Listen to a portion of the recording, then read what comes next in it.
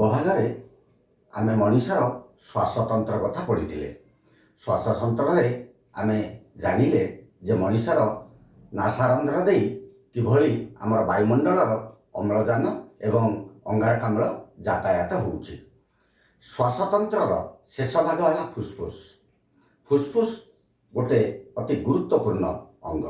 ଏହି ଫୁସ୍ଫୁସ୍ ଦ୍ୱାରା ହିଁ ମୁଖ୍ୟତଃ ଆମର ଶ୍ୱାସକ୍ରିୟା ହୋଇଥାଏ।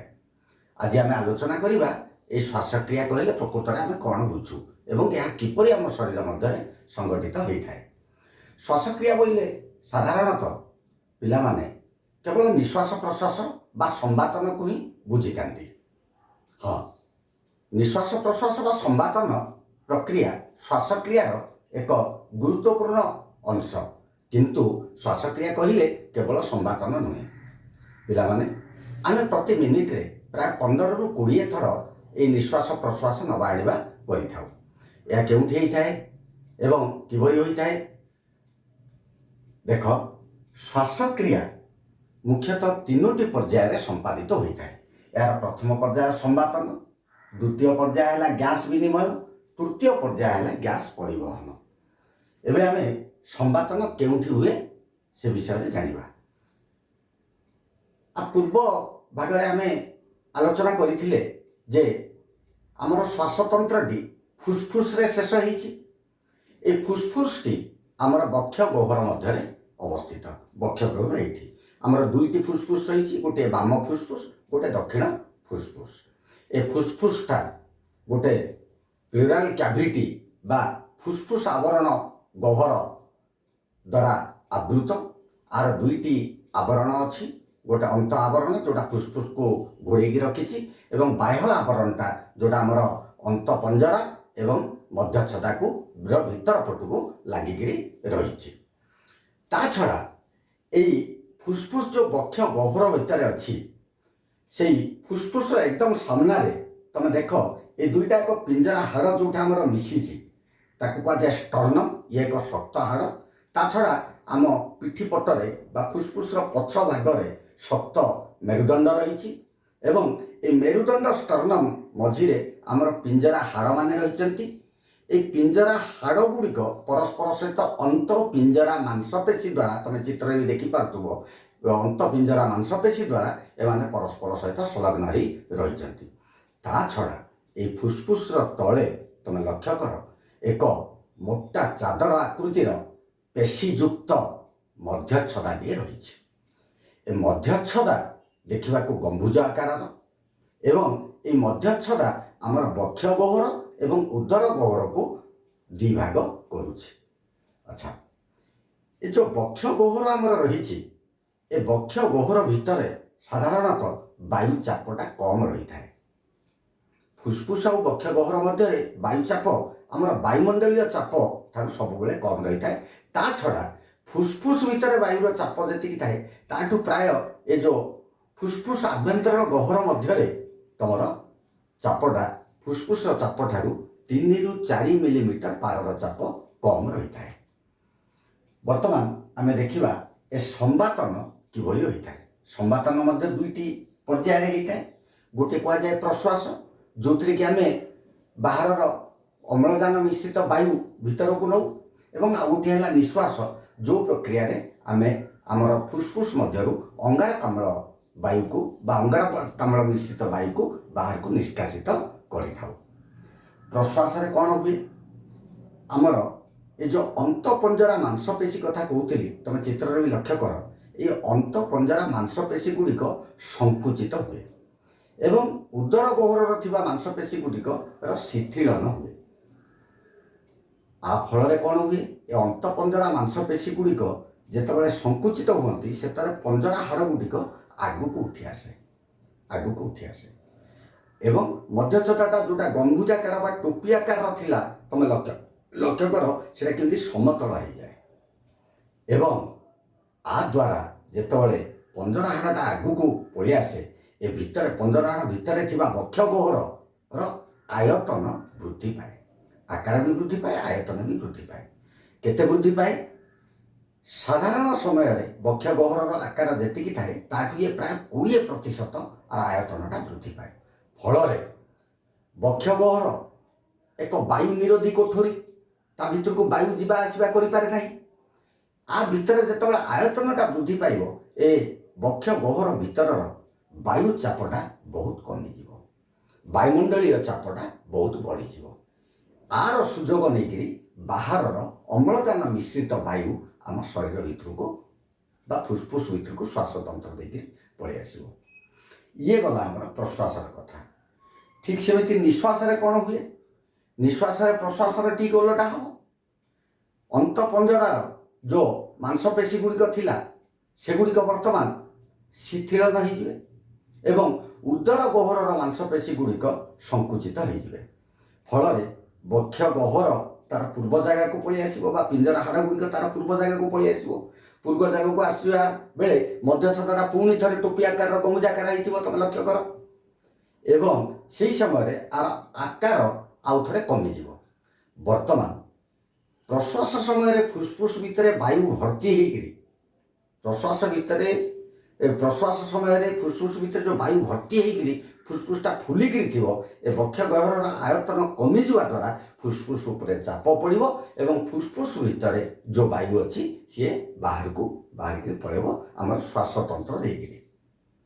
ଇଏ ଗଲା ଆମର ନିଶ୍ୱାସର କଥା। ବର୍ତ୍ତମାନ ଆମେ ଦେଖିବା ଏଇ ଯେଉଁ ପ୍ରଶ୍ୱାସ ଆଉ ନିଶ୍ୱାସ, ପ୍ରଶ୍ୱାସରେ କିଛି ବାୟୁ ଫୁସଫୁସକୁ ଯାଉଛି ଏବଂ ନିଶ୍ୱାସରେ କିଛି ବାୟୁ ବାହାରକୁ ଆସୁଛି। ଆମକୁ ଭିତରକୁ ନେବା ବାୟୁ ଆଉ ବାହାରକୁ ବାହାରିବା ବାୟୁରେ କ'ଣ ପାର୍ଥକ୍ୟ ଅଛି? ପିଲାମାନେ ଆମେ ଜାଣିଛେ ଯେ ବାୟୁମଣ୍ଡଳରେ ଆମର ଅମ୍ଳଜାନର ପରିମାଣ ହେଲା ପ୍ରାୟ 21%। ବର୍ତ୍ତମାନ ଆମେ ଯେଉଁ ପ୍ରଶ୍ୱାସରେ ଭିତରକୁ ବାୟୁ ନେଉଛେ ସେ ଯେଉଁ ବାୟୁରେ ଅମ୍ଳଜାନର ପରିମାଣ ଅଧିକା ଅଛି ଏବଂ ଆମର ଯେଉଁ ଫୁସଫୁସ ଭିତରେ ଅସଂଖ୍ୟ ଗୁଡ଼ାଏ ବାୟୁ ଥଳି ରହିଛନ୍ତି, ତାକୁ କୋଟରିକା ବୋଲିକରି କୁହାଯାଏ, ସେ ଯାକ ଭର୍ତ୍ତି ହେଇକରି ବର୍ତ୍ତମାନ ଅଛି, ନୁହଁ କି? ତା ଭିତରକୁ କେଉଁଠୁ ବାୟୁ ଆସିଛି? ଆମର ହୃତ୍ପିଣ୍ଡରୁ ଫୁସଫୁସିୟ ଧମନୀ ଦେଇକରି ଅଙ୍ଗାରକାମ୍ଳ ମିଶ୍ରିତ ବାୟୁ ଆସିକରି ଆ ପାଖରେ ପହଞ୍ଚିଛି। କାହା ପାଖରେ? କୋଟରିକା ପାଖରେ। ଆମେ ପଢ଼ିଛେ କୋଷୀୟ ଶୋଷଣରେ ଗ୍ଲୁକୋଜର ଜାରଣ ହେଇକରି ସେଠୁ ଅଙ୍ଗାରକାମ୍ଳ ଯାକ ବାହାରିଥିଲା। ସେ ଅଙ୍ଗାରକାମ୍ଳ ଯାକ ରକ୍ତ ଦେଇକରି ଆସିକରି ପହଞ୍ଚିଛି କୋଟରିକାରେ। ବର୍ତ୍ତମାନ ତମେ ଲକ୍ଷ୍ୟ କର, ଯେଉଁ ସୂକ୍ଷ୍ମ ନଳିକାରେ ଆମର ଅମ୍ଳଜାନ ମିଶ୍ରିତ ବାୟୁ ପ୍ରଶ୍ୱାସ ଦ୍ୱାରା ଯାଇଛି, ସେ ସୂକ୍ଷ୍ମ ନଳିକା ଗୁଡ଼ିକରେ ଅମ୍ଳଜାନର ସାନ୍ଦ୍ରତା ବା ମାତ୍ରା ଅଧିକା ଏବଂ କୋଟରିକା ଭିତରେ ଆମର ଅଙ୍ଗାରକାମ୍ଳର ମାତ୍ରା ଅଧିକା। ଅତଏବ ଉଚ୍ଚ ସାନ୍ଦ୍ରତା ବିଶିଷ୍ଟ ସ୍ଥାନରୁ ଅମ୍ଳଜାନ ବା ଏ ସୂକ୍ଷ୍ମ ନଳିକା ଭିତରୁ ଅମ୍ଳଜାନ ବର୍ତ୍ତମାନ ଆସିବ କୋଟାରିକା ଭିତରକୁ ଏବଂ କୋଟାରିକା ଭିତରୁ ଅଙ୍ଗାରକାମ୍ଳ ଯାକ ଯିବ କୋଉଠି? ସୂକ୍ଷ୍ମ ନଳିକା ଭିତରକୁ ସାନ୍ଦ୍ରତାର ଏପଟ ସେପଟ ହେବା ଯୋଗୁଁ। ଏଇଟା କେଉଁ ପ୍ରକ୍ରିୟାରେ ହୁଏଯାଏ? এইটা তোমার বিসরণ প্রক্রিয়া দ্বারা হয়ে থাকে। বিসরণ সিম্পল ডিফ্ୟୁଜନ୍। বর্তমান কোটারিকা ভিতরକୁ অম্লজান পড়ি আসিলা, ঠিক সেয়া হুଏ ଏ ଯେଉଁ କୋଟାରିକାକୁ ଘେରିକି ରହିଛନ୍ତି ବିଭିନ୍ନ ରକ୍ତ ଜାଲକ ଗୁଡ଼ିକ। ଏ ରକ୍ତ ଜାଲକର ଅବସ୍ଥା କ'ଣ? ଏ ରକ୍ତ ଜାଲକ ଭିତରକୁ ଯେତେବେଳେ ତମର ଆ ଭିତରେ ଅଙ୍ଗାରକାମ୍ଳର ପରିମାଣ ଅଧିକା ଅଛି, କୋଟାରିକା ଭିତରକୁ ବର୍ତ୍ତମାନ ଅମ୍ଳଜାନ ଭର୍ତ୍ତି ହେଇସାରିଛି ପ୍ରଶ୍ୱାସ ବେଳେ। ସେଇଥିପାଇଁ এইଥିରୁ ଅମ୍ଳଜାନ ବର୍ତ୍ତମାନ ପଳେଇ ଆସିବ ଏ ରକ୍ତ ନଳିକା ବା ରକ୍ତ ଜାଲକ ଭିତରକୁ, ନୁହଁ କି? ଏବଂ ଏ ରକ୍ତ ଜାଲକ ଭିତରେ ଯେଉଁ ଅଙ୍ଗାରକାମ୍ଳର ପରିମାଣ ଅଧିକା ଥିଲା, ଇଏ ପଳେଇବ ଆ ଭିତରକୁ। ବର୍ତ୍ତମାନ ଅଙ୍ଗାରକାମ୍ଳ ରକ୍ତ ଜାଲକରୁ କୋଟରିକା ଭିତରକୁ ଯିବ, କୋଟରିକାରୁ ସୂକ୍ଷ୍ମ ନଳିକା ଦେଇକରି ନିଶ୍ୱାସ ପ୍ରକ୍ରିୟାରେ ବାହାରକୁ ଯିବ। ଠିକ୍ ସେହି ସମୟରେ କ'ଣ ହେବ? ତମର ସୂକ୍ଷ୍ମ ଶ୍ୱାସନଳିକା ଭିତରୁ ଅମ୍ଳଜାନ ଆସିବ କୋଟରିକା ଭିତରକୁ ଏବଂ କୋଟରିକା ଭିତରକୁ ସେ ପୁଣି ଥରେ ତମର ବିସରଣ ପ୍ରକ୍ରିୟାରେ ରକ୍ତ ଜାଲକ ଭିତରକୁ ଆସିବ। এইটা ମଧ୍ୟ ସେଇ ଅମ୍ଳଜାନ ଓ ଅଙ୍ଗାରକାମ୍ଳର ସାନ୍ଦ୍ରତାକୁ ନେଇକରି ଭିତରକୁ ବାହାରକୁ ହେଇଥାଏ। ବାସ୍, ଇଏ ଗଲା ତମର ଗ୍ୟାସ୍ ବିନିମୟ କଥା। ବର୍ତ୍ତମାନ ଆଉ ଗୋଟିଏ ପର୍ଯ୍ୟାୟ ରହିଛି ଯେଉଁଟାକି ଗ୍ୟାସ୍ ପରିବହନ। ବର୍ତ୍ତମାନ ଚିନ୍ତା କର, ଅମ୍ଳଜାନ ମିଶ୍ରିତ ରକ୍ତ ତମର ରକ୍ତ ନଳିକାରେ ଆସିକରି ପହଞ୍ଚିଗଲା, ନୁହଁ କି? এইଠି ବର୍ତ୍ତମାନ ଅମ୍ଳଜାନ ଯେତେବେଳେ ରକ୍ତରେ ଆସିକରି ମିଶିଗଲା ରକ୍ତ ଜାଲକ ଭିତରେ ବା ରକ୍ତ ନଳୀ ଭିତରେ, ସେତେବେଳେ ଅମ୍ଳଜାନ ପିଲାମାନେ ଏକୁଟିଆ ଯାଇପାରିବନି। ଆକୁ ଗୋଟେ ସାଙ୍ଗଟିଏ ଦରକାର, ଆକୁ ହାତ ଧରିକିରି କିଏ ନେବା ଦରକାର। ସେଭଳିଆ ଗୋଟିଏ ଉପାଦାନ ଆମର ରକ୍ତରେ ରହିଛି। ସମସ୍ତ ଜାଣିଛ ସେଇ ଉପାଦାନଟିର ନାଁ ହେଲା, ସେଇ କଣିକାର ନାଁ ହେଲା ହିମୋଗ୍ଲୋବିନ୍। ଏ ହିମୋଗ୍ଲୋବିନ୍ ଅମ୍ଳଜାନକୁ ଧରିକିରି ନେଇଥାଏ। ଅମ୍ଳଜାନ ସହିତ ମିଶିକିରି ହିମୋଗ୍ଲୋବିନ୍ଟା ଅକ୍ସି ହିମୋଗ୍ଲୋବିନ୍ କୁହାଯାଇଥାଏ। ତା ନାଁ ବର୍ତ୍ତମାନ ହେଲା ଅକ୍ସି ହିମୋଗ୍ଲୋବିନ୍। এই ଅକ୍ସି ହିମୋଗ୍ଲୋବିନ୍ ବର୍ତ୍ତମାନ ଏ ରକ୍ତ ନଳୀରୁ କୋଉଠିକି ଯିବ? ପ୍ରଥମରେ ଯିବ ହୃତ୍ପିଣ୍ଡକୁ। କା ଦ୍ୱାରା ଯିବ? ହୃତ୍ପିଣ୍ଡକୁ ଫୁସ୍ଫୁସୀୟ ଶିରା ଦେଇକିରି ଯିବ। ହେଲା, ଫୁସ୍ଫୁସୀୟ ଶିରା ଦେଇକିରି ତମର ତମର ପଳେଇ ଆସିଲା କୋଉଠିକି? ହୃତ୍ପିଣ୍ଡକୁ। ଫୁସ୍ଫୁସୀୟ ଶିରା ଦେଇକିରି ହୃତ୍ପିଣ୍ଡକୁ ଆସିଲା।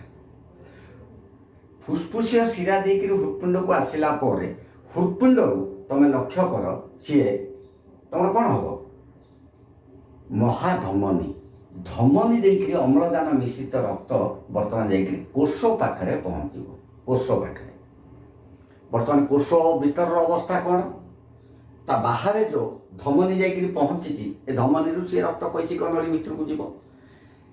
ଆ ଭିତରେ ବର୍ତ୍ତମାନ ଅମ୍ଳଜାନ ମିଶ୍ରିତ ରକ୍ତ ଅଛି, ନୁହଁ କି?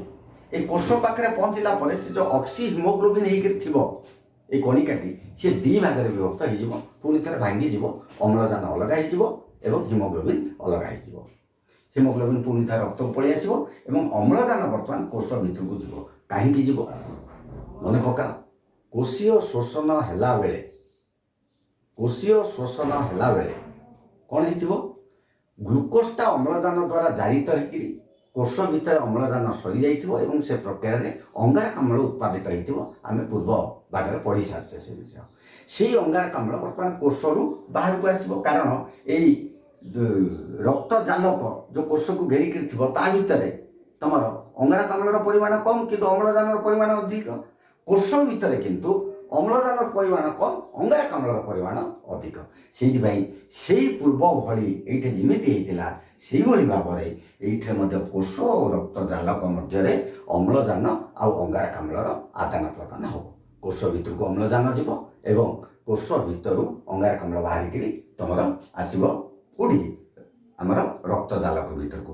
ରକ୍ତ ଜାଲକରୁ ସିଏ ଶିରା ଦେଇକିରି ହୃତ୍ପିଣ୍ଡକୁ ଯିବ ଏବଂ ହୃତ୍ପିଣ୍ଡରେ ପହଞ୍ଚିଲା ପରେ ସିଏ ଫୁସ୍ଫୁସିଆ ଧମନୀ ଦେଇକିରି ଫୁସ୍ଫୁସ୍କୁ ଯିବ। ଫୁସ୍ଫୁସ୍ର କୋଟରିକା ଯାକ ଭର୍ତ୍ତି ହେଲା ପରେ ଏଇ ନିଶ୍ୱାସ ପ୍ରଶ୍ୱାସ ବା ସମ୍ବାତନ ସମୟରେ ସେଇ ଅଙ୍ଗାରକାମ୍ଳ ଆଉ ଥରେ ବାହାରକୁ ବାହାରିଯିବ।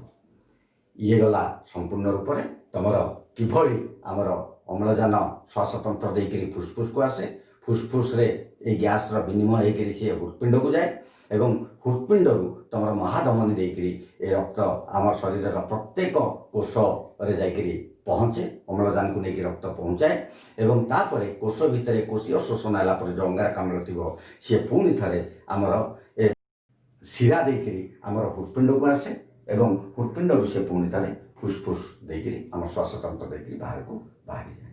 ଇଏ ଗଲା ତମର ଶ୍ୱାସତନ୍ତ୍ର କଥା, ଶ୍ୱାସକ୍ରିୟା କଥା। ବର୍ତ୍ତମାନ ଏ ଯେଉଁ ଶୋଷଣ ବା ଶ୍ୱାସକ୍ରିୟାରେ ଆମର ଅଙ୍ଗାରକାମ୍ଳ ଉତ୍ପନ୍ନ ହୁଏ ବୋଲିକି ଆମେ କେମିତି ଜାଣିବା? ତା ପାଇଁ ଗୋଟିଏ ଗୁଡ଼ିଏ ଛୋଟିଆ ପରୀକ୍ଷା ଅଛି, ତୁମେ ନିଜେ ମଧ୍ୟ ଘରେ କରିପାରିବ। ଗୋଟେ ପରୀକ୍ଷା ନଳୀଟିଏ ନେବ, ତା ଭିତରେ କିଛି ଚୂନ ପାଣି ପକାଇଦେବ। ଦେଖ ଚିତ୍ରରେ ମୁଁ ଦେଖେଇଛି, ଭିଡ଼ିଓଟି ତୁମେ ଭଲ ଭାବରେ ଲକ୍ଷ୍ୟ କର।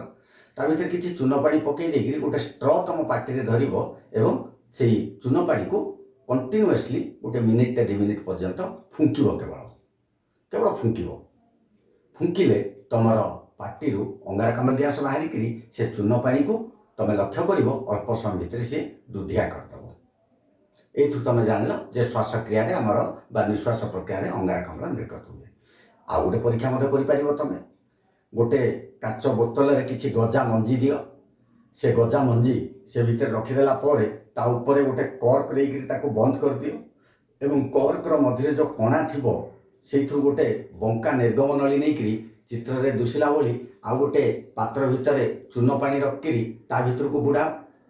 ଏଇଥିରେ ମଧ୍ୟ ଘଣ୍ଟେ 2 ଘଣ୍ଟା ତାକୁ 2-3 ଘଣ୍ଟା ଏଇ ଅବସ୍ଥାରେ ଛାଡ଼ିଦେଲା ପରେ ତମେ ଦେଖିବ ସେଇଟା ମଧ୍ୟ ସିଏ ଦୁଧିଆ ହେଇଯାଇଛି। ଆହୁରି ଗୋଟେ ଯୋଉଟା ମଧ୍ୟ ତମେ ପରୀକ୍ଷା କରିପାରିବ, ତମ ବହିରେ ଅଛି, ପଢ଼ିନିଅ, ବହୁତ ଇଜି। ତା ଛଡ଼ା ଏ ଶ୍ୱାସକ୍ରିୟା କେମିତି ହୁଏ ବଡ଼ ଇଣ୍ଟରେଷ୍ଟିଂ ଜିନିଷଟା, ସମସ୍ତେ ଲକ୍ଷ୍ୟ କରିଥିବ। ଆମର ତ କେହି ଦେଖିପାରିବାନି, କେବଳ ପବନ ଯିବା ଆସିବାଟା ଆମେ ଅନୁଭବ କରୁଛେ।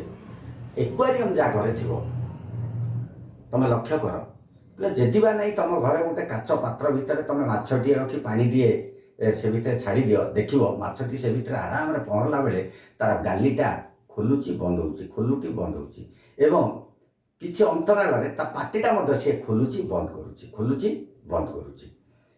ତମେ ଦେଖ ତା ଗାଲି ପଟେ ସିଏ ଶ୍ୱାସକ୍ରିୟା କରୁଛି ଏବଂ ତାର ପାଟି ପଟେ ସିଏ ଅଙ୍ଗାରକାମ୍ଳ ଗ୍ୟାସକୁ ବାହାରକୁ ନିର୍ଗତ କରୁଛି। ଏଭଳି ଭାବରେ ତମେ ଶ୍ୱାସକ୍ରିୟା ଉପରେ ଆଜି ସବିଶେଷ ଭାବରେ ତମେ ଜାଣିଲ। ଏଇଥିରେ ତମର ଏ ଦ୍ୱିତୀୟ ଅଧ୍ୟାୟଟି ଶେଷ ହେଲା।